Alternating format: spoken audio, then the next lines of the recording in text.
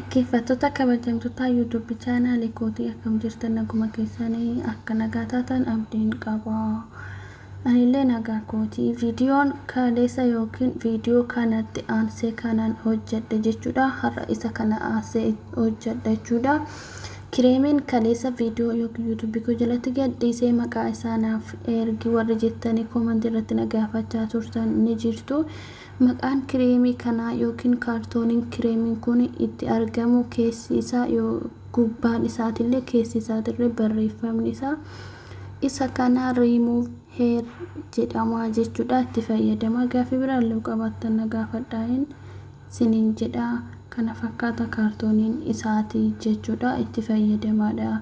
Warri har'a viidiyoo kaleessa yookiin kanatti aansee kanan gadhiise warri seentanii hin laalle video sa seenati ilaalati itti fayyadamaan siniin jedha.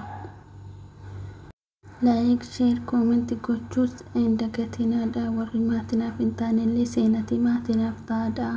Kireemichi kun immoo maaliif akka fayyadamu ani har'a viidiyocha kan hojjedhe bifa kireemichaa isinitti agarsiisuu fi akkaataa itti fayyadama isaa dammoo kaleessa kan gadhiise viidiyoo san jala seentanii ilaaluu ni dandeessu. Gaaffii barbaadan nagaafadhaan siniin jedha. Viidiyoon amma hojjedhe viidiyoo dheeraa miti. Kana fakkaata haala bifa kaartoonichi yookiin kireemiin keessa jiru isinitti agarsiisuuf innaa kana fakkaata viidiyoon kiyya kanarraati. Dhaggeeffachuu keessaniif guddaa galatoomeen siniin jedha. Itti fayyadamaadha siniin jedha.